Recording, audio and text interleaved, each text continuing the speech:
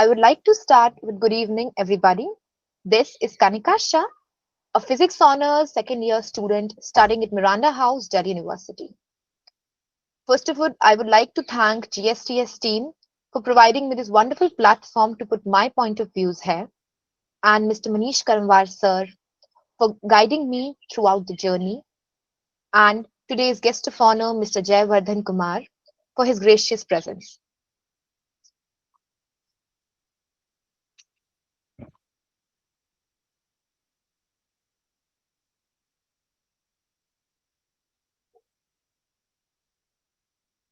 Now, I would like to start with my topic, understanding extremism in society. When I say I am from a physics background, and choosing such topic would be questionable to you guys. But I believe that we all live in a society, and those physics concepts were somewhere similar to me. And this was a new topic. और जब मैंने पढ़ा इसके बारे में, some extremisms were totally new to me, and it was so hard to believe that somewhere or the other हम सब extremists होते हैं. Starting with कि extremisms का मतलब क्या है? इसका मतलब है बहुत excessive use होना, किसी भी चीज का अति या चरम सीमा तक ले जाना. ये generally political, religious, social context में होता है, जहां पे लोग अपने पॉइंट ऑफ व्यू, अपनी राइट्स, अपने कल्चर को दूसरों पे इम्पोज करने की कोशिश करते हैं. एंड व्हेन आई से इसमें इनटॉलरेंस कभी कभी वायलेंट बिहेवियर भी ले लेती है. But these all are known to you. जिसकी आज मैं बात करूंगी, that's something different and new. दैट इज algorithmic extremisms, emotional extremisms, corporate extremisms, purity extremisms, victimhood extremisms, and whatnot. हम सब कहीं ना कहीं एक्सट्रीमिस्ट हैं किसी पॉइंट पे, और आज ये आइडेंटिफाई करते हैं कि कौन से एक्सट्रीमिस्ट हैं. Starting with algorithmic extremism. Social media doesn't just show us what we like, it shapes what we become, said by Eli Pariser.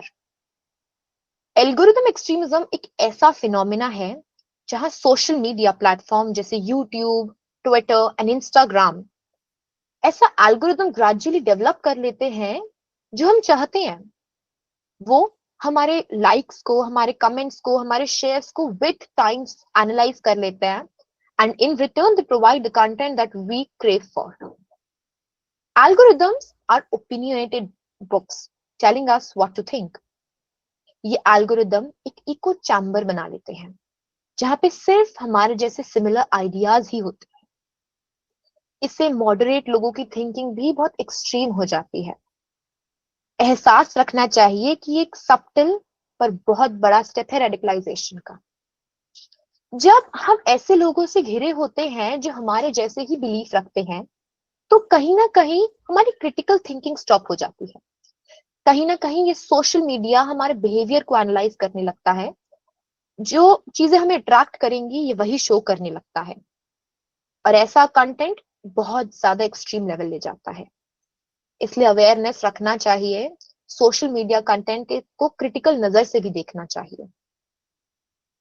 Second be second being emotional extremism. Fear makes the wolf bigger than he is. It's a German proverb जो बताता है कि जब emotions हम पे overwhelm कर लेते हैं, जब डर, प्यार या कोई भी ऐसा इमोशन हमारे सर चढ़ जाता है, तो उससे भी बड़ा हो जाता है जो एक्चुअली होता है. हम अपने माइंड में कहीं ना कहीं कल्पनाएं करनी स्टार्ट कर देते हैं कि ऐसा होगा, वैसा होगा, बट इन रियलिटी वो कभी होता नहीं है. इमोशनल एक्सट्रीमिज्म का मतलब होता है किसी भी इंसान के इमोशंस, उसका गुस्सा, उसकी एंजाइटी या उसका दर्द इतना इंटेंस हो जाना कि वो अपनी लॉजिकल और रीजनिंग शक्ति खो दे. ये स्टेट इंसान को रिजिड और एक्सट्रीम बिलीफ की तरफ ले जाता है, जो कभी कभी समाज में बहुत हार्मफुल भी साबित होती है. जब लोग अनसर्टेन फील करते हैं, तो वो ऐसी रिजिड आइडियोलॉजीज की तरफ चले जाते हैं जो उनको सर्टेन फील कराती है. इस प्रोसेस को इमोशनल रेडिकलाइजेशन भी कहते हैं. इंसान एलिनेटेड फील करता है और लोगों की एक्सट्रीम आइडियोलॉजीज को अपनाने लगता है. इमोशनल एक्सट्रीमिज्म में लोग अपने अपने ग्रुप की आइडेंटिटी से इतना जुड़ जाते हैं कि उनको दूसरों की आइडेंटिटीज, दूसरों के पॉइंट ऑफ व्यू से हेट्रेड होने लग जाती है और वो उनके एनिमी बन जाते हैं। ये एक्सट्रीमिज्म सिर्फ रिलीजियस या पॉलिटिकल तक नहीं सीमित होता है, बल्कि पर्सनल रिलेशनशिप्स और सोशल ग्रुप्स को भी बहुत इफेक्ट करता है। थर्ड, बीइंग कॉर्पोरेट एक्सट्रीमिज्म, एक ऐसी सिचुएशन जहां कंपनीज या बिजनेस अपने प्रॉफिट को कंट्रोल करने के लिए अनएथिकल, रिजिड और हार्मफुल पॉलिसीज अडॉप्ट करते हैं। ये एक्सट्रीमिज्म्स वर्किंग राइट्स, सोशल रिस्पॉन्सिबिलिटीज और एथिकल नॉर्म्स के एकदम अगेंस्ट में होता है। Business ethics is knowing the difference between what you have a right to do and what is right to do, said by Potter Stewart. ये coat बताता है, इस सिचुएशन को बहुत अच्छे से एक्सप्लेन करता है। ये बताता है कि प्रॉफिट कमाने के हक और एथिकल करने की जिम्मेदारी में बहुत बड़ा फर्क है। कॉर्पोरेट एक्सट्रीमिज्म्स में कॉर्पोरेशंस कई बार इंटरनल डिसेंट और विस्ट ब्लोअर्स को सप्रेस करते हैं। मतलब जो लोग कंपनीज के इन इनएडिक्वेट पॉलिसीज को अगेंस्ट करते हैं, ये उन्हीं को सप्रेस करने की कोशिश करते हैं। ये एक्सप्लॉइट लेबर प्रैक्टिस, तो इसमें जो कंपनीज होती हैं वो एक्सप्लॉइट लेबर प्रैक्टिसेस जैसे कि अनफेयर वेजेस, वर्कर्स की सुरक्षा की नजरअंदाजी करना और एंटी यूनियन टैक्टिक्स अपनाना, ये मेजर्स अपनाती है। इन्वायरमेंटल डिस्ट्रक्शन भी कॉर्पोरेट एक्सट्रीमिज्म का एक हिस्सा है। कंपनीज खुद को डेवलप करने के चक्कर में एनवायरनमेंट को बहुत नुकसान दे देती है। कॉर्पोरेट एक्सट्रीमिज्म से सोशल ट्रस्ट खत्म होता है और वर्कर्स का ओनर्स पे या बिजनेसेस पे भरोसा टूटता है। इससे सोशल इनइक्वालिटी और सोशल और वेल्थ डिस्पैरिटी भी बढ़ती है, क्योंकि प्रॉफिट ज्यादा कमाने के चक्कर में एट द एंड कंपनीज क्या करती हैं, वही कर रही हैं। वेजेस कम कर दे रही है, वर्किंग आवर्स बढ़ा दे रही है, वर्किंग हेल्थ कंडीशन सही नहीं है, बहुत रिस्की काम भी दे रही है वर्कर्स को करने के लिए। Social impacts, then coming to purity and victimhood extremisms. Purity extremism का मतलब है जब आइडियोलॉजिकल या ऐसी रिलीजियस या कल्चरल बिलीफ जो शुद्धता मांगती है, ऐसी शुद्धता जो उनको दूसरों में नहीं दिखती, उनको सिर्फ अपने आप में दिखती है। ये कहीं ना कहीं नॉर्मल लोगों में भी है कि वो प्योरिटी में इतना खो गए हैं कि they want everything to be pure, from their food to their water to their surroundings, and their surroundings are limited only to their homes. वो जितना सफाई अपने घर में रखते हैं उतना ही गंद बाहर फैलाते हैं। Then comes victimhood extremism. Victimhood extremism एक ऐसा इमोशनल स्टेट होता है जब इंसान अपनी सफरिंग को बहुत एग्जैजरेट कर देता है और अपने ही मन मन में एक ऐसी दुनिया, एक ऐसी सिचुएशन को बना ले जो एग्जिस्ट नहीं कर रही है, जो सिर्फ उसकी एक काल्पनिक सोच है। Then these are the core characteristics of purity extremism: obsessive maintenance of standards, condemnation and labeling, historical manifestation, absolute resistance to compromise. वो सिर्फ ब्लैक एंड व्हाइट थिंकिंग को सोचते हैं, there is nothing grey for them. Then comes academic extremism in higher education. ये आजकल बहुत देखा जा रहा है। It was said by Nelson Mandela that education is the most powerful weapon which you can use to change the world. Well said, right? But कहीं ना कहीं हमने एजुकेशन को अपने अकॉर्डिंग ट्रांसफॉर्म कर लिया। What according to nowadays education is, 4 पन्ने पढ़ो, 2 डिग्रियां आ गई and you are an educated person. This is not what education actually means. ये academic extremism तब होता है जब एजुकेशन में परफेक्शन और एब्सोल्यूटिज्म को एम्फसाइज किया जाए और स्टूडेंट्स और टीचर्स की फ्लेक्सिबिलिटी को एकदम खत्म कर दिया जाए। जब स्कूल्स या इंस्टीट्यूशंस परफेक्शन को ही मस्ट समझते हैं, जैसे हर चीज में एक्सेल करना, हर असाइनमेंट सबसे पहले देना, सबसे ज्यादा नंबर लाना, तब होता है एकेडमिक एक्सट्रीमिज्म। इससे stress, anxiety, fear of failure, ये सब भी बढ़ जाता है। इस परफेक्शन की वजह से इंटेलेक्चुअल डाइवर्सिटी सप्रेस होती है। Let's take an example of a third year class student जिसको सारे टेबल आते हैं। She knows every table from 1 to 20 and you ask her what is 2 into 4 and she instantly replies it's 8. But when I asked her कि मतलब क्या है table का, what do you actually mean by multiplication, she's unaware, she's blank. अगर 2 into 4 को मैंने उसको practical aspect में दिया, she's not able to answer. That is educational extremism. हमने बच्चों की क्रिटिकल थिंकिंग को स्टॉप कर दिया है। पेरेंटिंग एक्सट्रीमिज्म, ये एक्सट्रीमिज्म, आई बिलीव कि पेरेंट और बच्चे का रिलेशनशिप बहुत स्ट्रांग होना चाहिए। This is great for both, एक बच्चे के भविष्य और पेरेंट के भविष्य के लिए, because somewhere they both are linked. I believe कि children learn more from what you are then what you teach them. अब पेरेंट्स ने बच्चों को अच्छा बनाने के लिए इतने एक्सट्रीम मेजर्स का यूज करना स्टार्ट कर दिया है, which are unfair in nowadays. इसमें हार्श डिसिप्लिन प्रैक्टिसेस यूज होती हैं, हेट बेस्ड वैल्यूज इंक्लूड होती हैं, जो अस वर्सेस देम बना देता है। इससे बच्चे के भविष्य पे बहुत गहरे साइकोलॉजिकल इम्पैक्ट्स भी होते हैं। एंजाइटी डेवलप हो जाती है, स्ट्रेस होता है, कन्फ्लिक्ट्स होते हैं, अटैचमेंट इश्यूज बनते हैं, जिससे लॉन्ग टर्म बच्चे को पेरेंट्स से कनेक्ट होने में बहुत टाइम लग जाता है। These are the key features of the parenting extremism: ideological indoctrination, harsh disciplinary methods, hate-based values. Environmental extremism. ये एक्चुअली इसका मतलब होता है environmental groups इतने radically active measures ले लेते हैं, their actual motive is environment की protection. वो ऐसे schemes के अगेंस्ट में अगेंस्ट में प्रोटेस्ट करते हैं जो एनवायरमेंट को नुकसान देती है।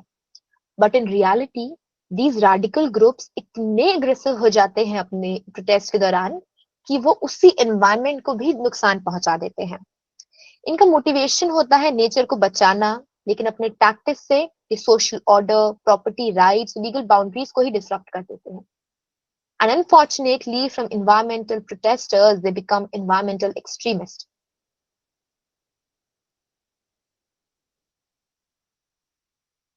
Technological extremism. टेक्नोलॉजिकल एक्सट्रीमिज्म होता है जब हम अपनी पर्सनल लाइफ को ज्यादा सोशली एक्टिव करते हैं। जब टेक्नोलॉजी का एक्सेसिव यूज होता है तो लोग उस पर इतना डिपेंडेंट हो जाते हैं कि हर छोटी से बड़ी चीज के लिए हम टेक्नोलॉजी का यूज करते हैं। ये डिपेंडेंस कभी कभी एक्सट्रीम हो जाती है, जिससे हमें टेक्नोलॉजिकल एक्सट्रीमिज्म कहते हैं। इस सिचुएशन में इस सिचुएशन में लोग टेक्नोलॉजी की जरूरत से ज्यादा यूज करते हैं, अपनी mental health, social life, physical wellbeing को इग्नोर कर देते हैं। इसलिए जरूरी है कि टेक्नोलॉजी का वाइजली यूज करना, बैलेंस मेंटेन रखना। ये भी ध्यान दीजिए कि आजकल हमने बहुत देखा है on internet, on YouTube, Instagram, people अपनी पर्सनल लाइफ को जरूरत से ज्यादा शोकेस कर रहे हैं रील्स में। इससे उनकी सेफ्टी, उनकी पर्सनल सेफ्टी, पर्सनल लाइफ सब हैम्पर भी हो रही है। The person on the other side of the net is actually seeing जो उसको नहीं भी देखना चाहिए। वो आपका घर का एड्रेस भी पता कर सकता है। He can be so negative to you, हम सोच भी नहीं सकते जितना। ये समझना भी जरूरी है कि टेक्नोलॉजी एक बहुत इंपॉर्टेंट रोल प्ले करती है, बट किसी भी चीज का एक्सेसिव यूज गलत ही होता है। And same goes to the technology as well. Preventions and early interventions. I have included the preventions and methods कि हम जिनसे इनको रोक सकते हैं ऐसे एक्सट्रीमिज्म्स को of every time of extremism I explained, starting with algorithmic extremism. Algorithmic extremism से हम इसलिए कम कर सकते हैं अगर हम अवेयरनेस बढ़ाएं। Awareness, I believe, is a solution to most of the problems and most of the extremisms. Awareness और education जरूरी है ताकि समाज ये समझ सके कि सोशल मीडिया एल्गोरिदम उनकी सोच को इन्फ्लुएंस कर रहा है। क्रिटिकल थिंकिंग और मीडिया लिटरेसी और कम्युनिटीज में प्रमोट करना चाहिए।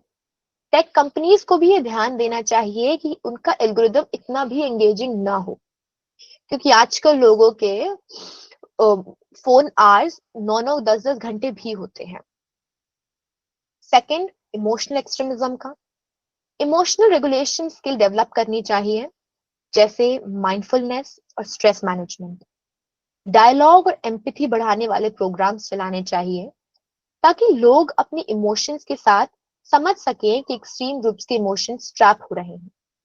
मेंटल हेल्थ सपोर्ट एक्सेसिबल होनी चाहिए।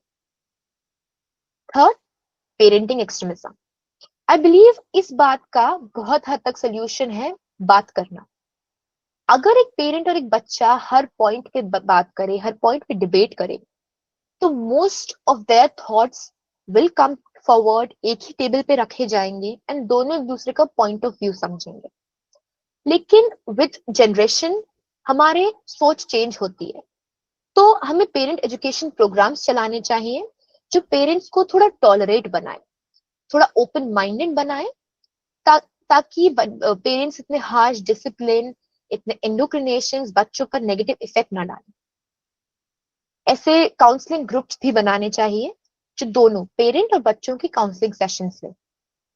Third, of corporate extremism. Corporate extremism, सबसे पहला कि गवर्नमेंट को ऐसी एथिकल प्रैक्टिसेस, ऐसे लॉज बनाने चाहिए जो एथिकल वैल्यूज को सपोर्ट करे, वर्कर्स की वेजेस को अपलिफ्ट करे, उनके वर्किंग आवर्स को डिफाइन करे। करते हैं आई बिलीव, बट स्टिल वो लॉज अभी भी बहुत जगह इंप्लीमेंट नहीं हो रहे हैं।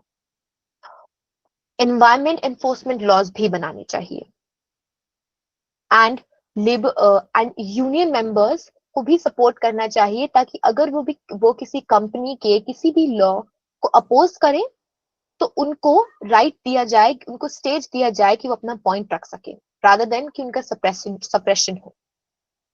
Then purity extremism. Purity extremism में हमें इंटर ग्रुप डायलॉग रखने चाहिए।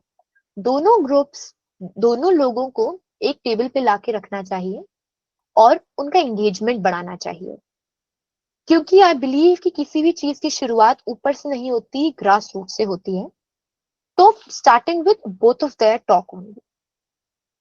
Then comes educational extremism. Academic freedom को प्रोटेक्ट करना चाहिए।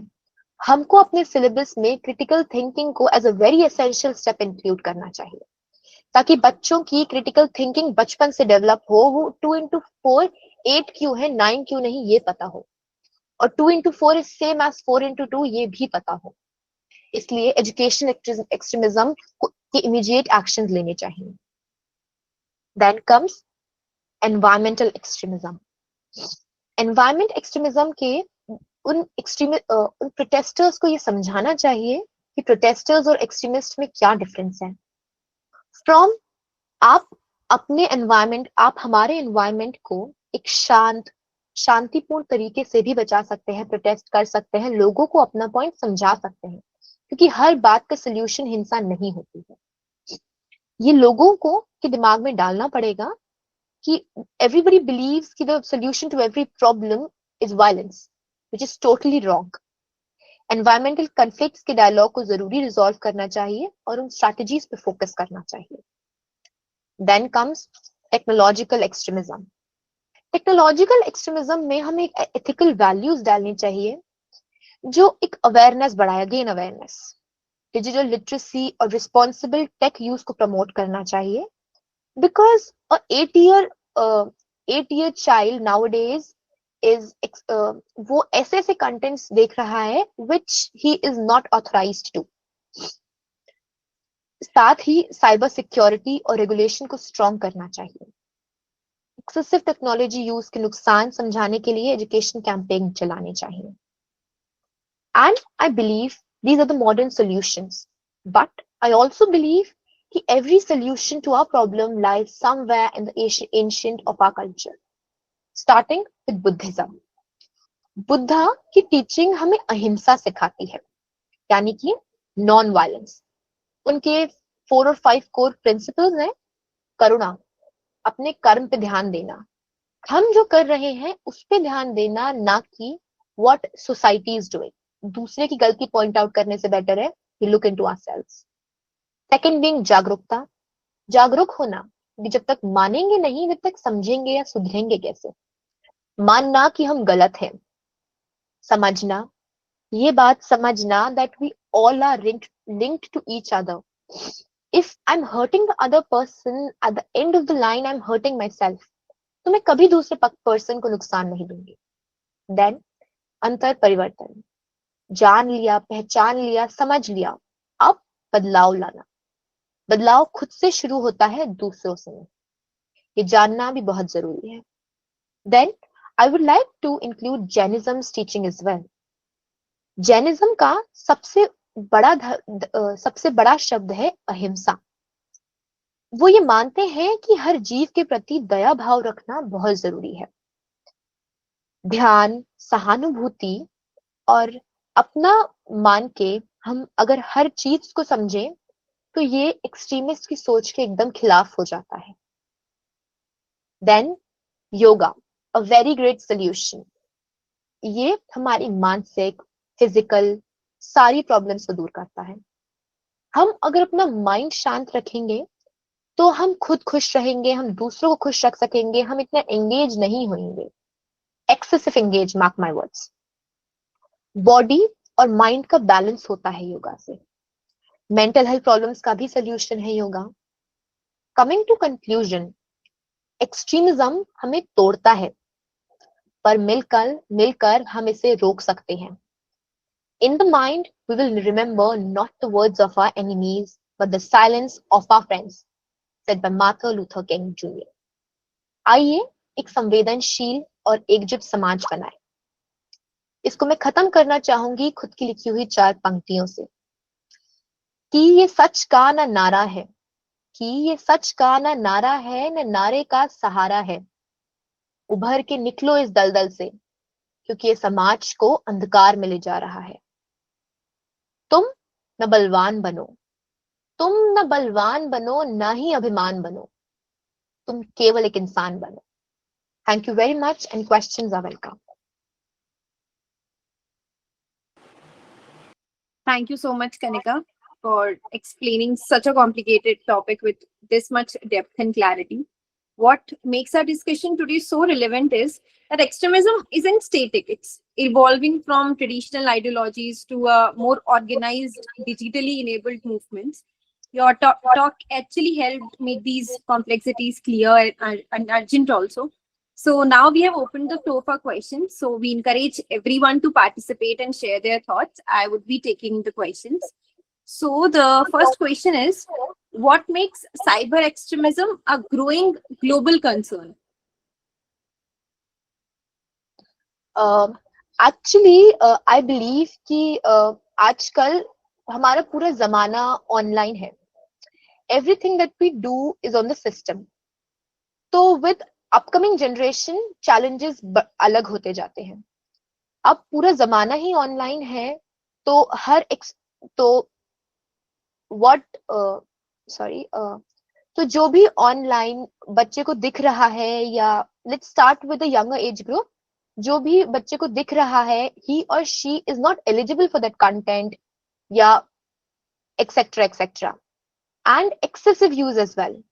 Nowadays, the watching hours of many of the people, even mine, is more than 5 or 6 hours.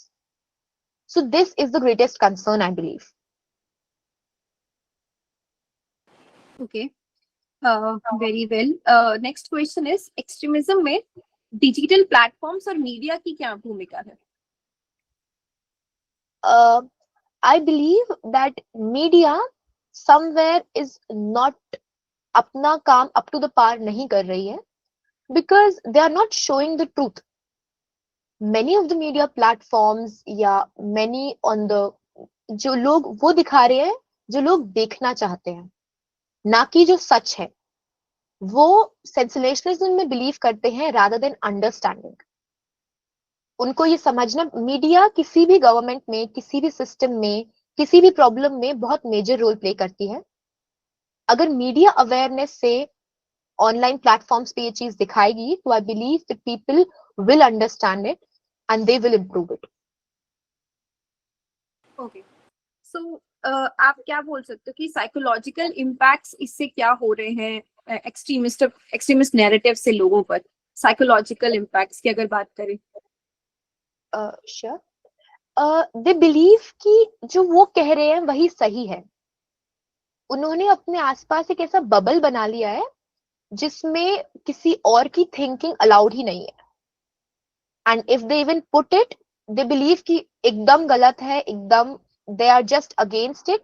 और radically movement rather than कि simple discussion से उस चीज को क्लैरिफाई करें, वो लोग बहुत रेडिकली एक्टिव मूवमेंट्स कर रहे हैं, एक्शंस ले रहे हैं। I believe this. Okay, so what role, with the community or the community engagement, we could keep this narrative not going that much strong and could curb the extremism? Community engagement. Sure. So I believe कि अगर हम, जैसे कि let's take the example of two different communities, अगर हम उनको ही एक room में लाके रख दें, तो it was said by one of my teacher कि अगर आप दो लोगों को एक ग्रुप में लाके रख दोगे तो 2-3 दिन में ही उनके सारे प्रॉब्लम सॉल्व हो जाएंगे। सो आई बिलीव कि कम्युनिटी एंगेजमेंट से उनका पॉइंट्स रखे जाएंगे, क्लैरिफाई होंगे, वो कहाँ गलत है उनको समझ आएगा, वो कहाँ सही है दूसरे कम्युनिटी को समझ आएगा। Thank you so much, Kanika. Very well answered, especially the last question.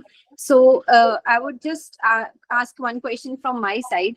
Please tell us about your experience with the platform and with our team. It was very wonderful, honestly. I came to learn so many new things from everybody of you, sir, you, and as well as Manish sir, of course Manish sir, and special thanks of gratitude, of course, and especially to Hemant Bhaiya as well for introducing me this platform. Thank you so much, Kanika. Stay connected with us. Sure. So now I would like to invite our guest of honor to share his final thoughts. Thank you, Manvi. And many congratulations, Kanika, for wonderful presentations. You have discussed each and every aspects of modern extremism. और आप physics के student हैं, science के student को ऐसा माना जाता है कि जो सोशल एरिना में जो चीज़ें चल रही है तो लोग उतना फोकस नहीं कर पाते हैं, बट आपने जितने भी एस्पेक्ट्स है एक्सट्रीमिज्म का उसको आपने वेल आंसर्ड किया। और मतलब प्रॉब्लम्स के साथ साथ आपने उसका क्या सॉल्यूशंस होनी चाहिए, है ना, पॉलिसी क्या होना चाहिए गवर्नमेंट का, लोगों को उस पर कैसे सोचना चाहिए, अवेयरनेस क्या है, उन सब को आपने उसमें डिस्कस किया।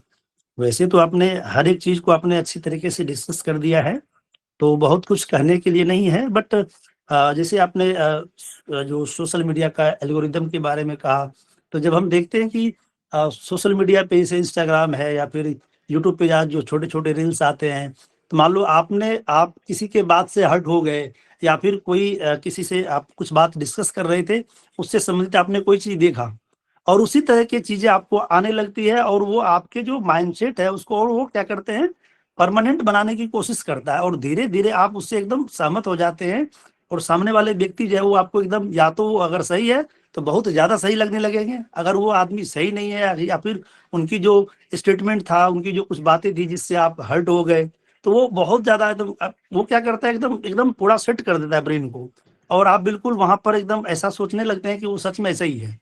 तो ये जो चीजें हैं सोशल मीडिया वाली जो एकदम एक्सट्रीम लेवल पे लोगों को ले जाता है, तो ये तो थोड़ा गड़बड़ है, जिसके लिए आपने कहा कि लोगों को अवेयरनेस होना चाहिए, है ना। अगर व्यक्ति अवेयर हो, इन सब चीजों से थोड़ा दूर रहें तो चीजों को वो कर सकते हैं। ठीक है, दूसरा आपने डिस्कस किया है एनवायरमेंटल एक्सट्रीमिज्म के बारे में। तो बेसिकली कंपनियां वगैरह आजकल क्या है कि अपने प्रॉफिट के लिए या फिर जो भी कोई डेवलपमेंट प्रोजेक्ट बनाती है, तो उसमें अभी एक नया कंसेप्ट है, कुछ सालों से आ रहा है कि एनवायरमेंटल इम्पैक्ट असेसमेंट की जाती है। तो अब इसके माध्यम से क्या करते हैं कि एनवायरमेंट का जो कितना इम्पैक्ट पड़ेगा उसका असेसमेंट की जाती है। और वो क्या करते हैं कि इस मान लो कि कोई एरिया है, 20 एकड़ एरिया में कोई प्लांट लगा हुआ है, उसको काटना है, काट करके किसी दूसरे जगह लगाना है। तो वो जो एरिया था, जो फॉरेस्ट जैसा जो एरिया था, उसमें नेचुरल एनवायरनमेंट होते हैं, तमाम तरह के उसमें जीव जंतु होते हैं जो नेचुरली वहां पर ग्रो करते हैं और वहां के एनवायरनमेंट को सस्टेन कर पाते हैं। बट ये जो असेसमेंट के थ्रू जो अलग जगह पर दूसरा जो प्लांटेशन की जाती है, वो एक ही तरह के प्लांटेशन की जाती है ना। तो इसकी वजह से क्या होता है कि वहां पर नेचुरली जो नेचुरल जंगल है, फॉरेस्ट है, वो डेवलप नहीं हो पाते, वहां के सारे जीव जंतु माइग्रेट हो जाते हैं, सब खत्म हो जाता है। तो ये भी यहाँ पर हम क्या देख सकते हैं कि पॉलिसी में भी और वहां पर जो एनवायरनमेंट के साथ जो चीजें हो रही है, वहां पर भी हम इसको एक्सट्रीमिज्म के तौर पे हम देख सकते हैं।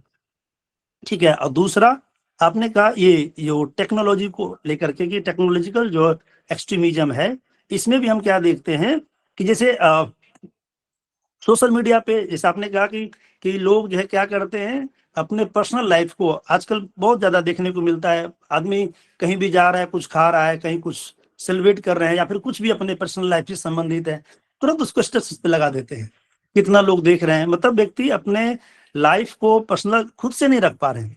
इसके लिए जरूरी है कि लोग अवेयर रहे और उसको अपने हिसाब से सही से चीजों को सोचें, और ताकि वो जो सोशल मीडिया की वजह से जो अभी जो तमाम तरह की जो अच्छी बुरी जो भी घटनाएं हम देखते हैं, वो सब चीज से बचा जा सकता है। तो इसमें जो सबसे बड़ी बात यह है कि व्यक्ति को, जैसे जब हम एक्सट्रीमिज्म की बात करते हैं, किसी खास आइडियोलॉजी को, किसी खास बात को जब हम प्रेजेंट करते हैं या फिर उसके हिसाब से हम जब एक्सट्रीम लेवल पे पहुंचते हैं, उससे जो होने वाले इम्पैक्ट है, उसका जो नकारात्मक प्रभाव है, उससे बचने के लिए, जैसे हम बात करते हैं धर्म का, जो अपना जो इंडियन सिविलाइजेशन का जो ट्रेडिशंस है, हम धर्म की बात करते हैं, जिसमें बात करते हैं ड्यूटीज के बारे में कि एक व्यक्ति का समाज के प्रति, इंडिविजुअल के प्रति हमारा ड्यूटीज क्या है, हमारा कर्तव्य है क्या। हमारा कर्तव्य है कि हम अगर किसी चीज के बारे में सोचते हैं, चाहे गवर्नमेंट का पॉलिसी हो सकती है, किसी घटनाओं के बारे में सोच सकते हैं, तो हम उसके उससे हम एक्सट्रीम लेवल पे ना जाएं, उससे हम अवेयर होकर के सही चीज को सोचें, उसी हिसाब से हम क्या करें, अपना एक्ट करें, अपनी एक्टिविटीज को हम रिप्रेजेंट करें। और सबसे बड़ी बात क्या है कि इसे एक्सेप्ट करना। आपने कहा कि एक्सेप्ट करना, अगर कोई व्यक्ति कुछ गलत करता है, हमने कुछ गलत किया है, तो हम उसको एक्सेप्ट करें। तो अच्छा है, वंडरफुल प्रेजेंटेशन कनिका। और मैं जीएसटीएस टीम के बारे में कुछ कहना चाहूंगा। जीएसटीएस टीम एक ऐसा प्लेटफॉर्म है जहां पर स्कॉलर्स आते हैं और नए नए विषयों के बारे में लेकर के आते हैं, उससे काफी नॉलेज बढ़ता है। मैं खुद 2-2.5 साल से 3 साल से लगभग मैं इस प्लेटफॉर्म पे आता हूँ, और मैं रोज नए, मतलब प्रत्येक वीक में एक बार नए नए टॉपिक को सीखता हूँ। उसमें क्या होता है, आपने कुछ मेहनत नहीं किया लेकिन आपको नॉलेज मिल गई। तो ये एक ऐसा प्लेटफॉर्म है जहाँ पर आप कुछ करते नहीं है, लेकिन वहां पर आप आते हैं, आधे घंटे 1 घंटे में आप जो है इतना सारा नॉलेज को आप एक्वायर करते हैं। तो ये अच्छा है, और ये तो लिसनर के लिए है ही, लेकिन जो स्कॉलर्स आते हैं वो काफी मेहनत करते हैं और दूसरी चीज, जो स्कॉलर्स आ रहे हैं, किसी संस्थान से जुड़े हैं या जुड़ना चाहते हैं, तो उनको रिसर्च के लिए एक नया टॉपिक मिल जाता है, जिससे नए रिसर्च टॉपिक मिलता है जिसपे वो आगे काम कर सकते हैं, रिसर्च पे फोकस कर सकते हैं। तो thank you so much GSTS team, specially Manish sir, thank you so much, आपने मुझे इनवाइट किया इस प्लेटफॉर्म पे आने के लिए। Thank you so much sir, and thank you और congratulations again Kanika, thank you. Thank you so much, sir, for your reflections and words of inspiration for all of us. The session has been made more memorable with you on it. Thank you so much. So now we would be moving forward. I would like to invite the speaker for next week, Mr. Abhishek Arya, to present a brief about his topic.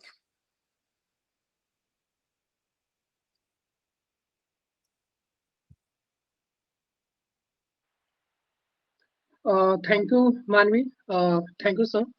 Good evening to all of you. My topic for the presentation is a comparative analysis of migration governance in Rwanda and Uganda since 1994 to 2020. The period is very important because the 1994 marked the genocide, and after the genocide, how the state is became and how it became very modern state, and what is the role of their migration policy in making their development and diplomacy. The topic will trying to finding that, yeah, trying to research, yeah, investigate. So, and my research investigate a compelling puzzle that why have the two neighboring countries, that is Rwanda and Uganda, with deeply intertwined history and shared post-conflict trajectory, adopted very radically different and divergent model of migration governance. So it is very interesting to know and investigate why these two countries have adopted a very different model of their migration governance.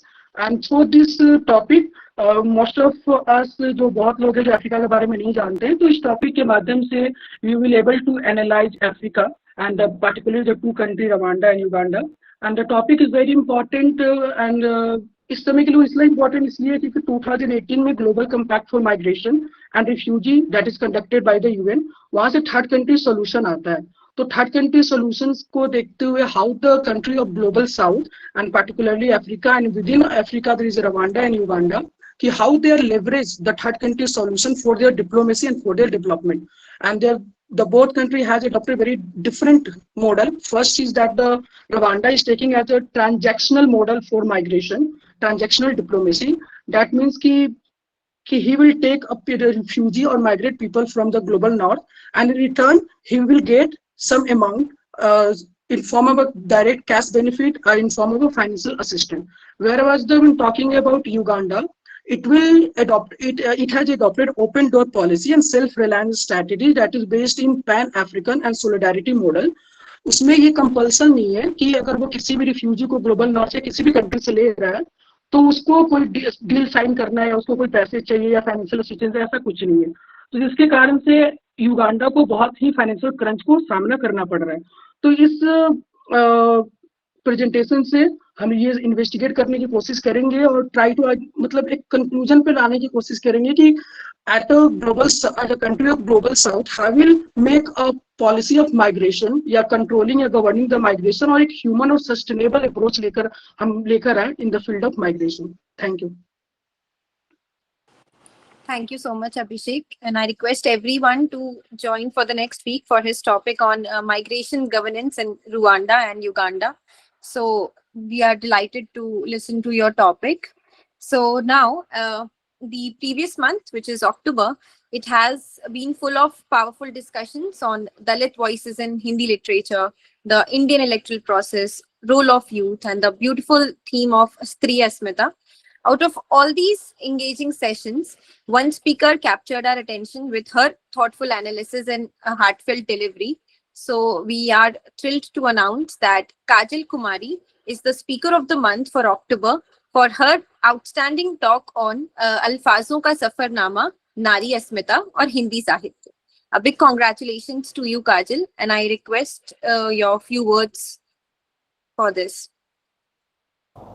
Thank you so much मानवी और Manish sir, क्योंकि मैंने अपने जो भी विषय लिए वो बिल्कुल जीवंत इसलिए था क्योंकि मैंने जो अपने आसपास महसूस किया या फिर जो मैंने अपनी किताब जो अल्फाजो सफरनामा लिखा है, जो मेरे अनुभव हैं जो हमारे गांव कस्बों में होते हैं, मैंने उसी को ही सबके सामने रखने की कोशिश की. क्योंकि मुझे लगता है कि जो एजुकेटेड महिलाएं जैसे कि हम लोग हैं, तो हम अपने राइट्स को जान पा रहे हैं, हम अपनी बातों को आगे आके रख पा रहे हैं, लेकिन जिन्हें ये भी नहीं पता है कि राइट्स क्या है, उनके लिए बात कौन रखेगा. तो मुझे लगा कि उनके लिए ही बात करनी चाहिए ताकि हम उन्हें भी आगे ला सकें.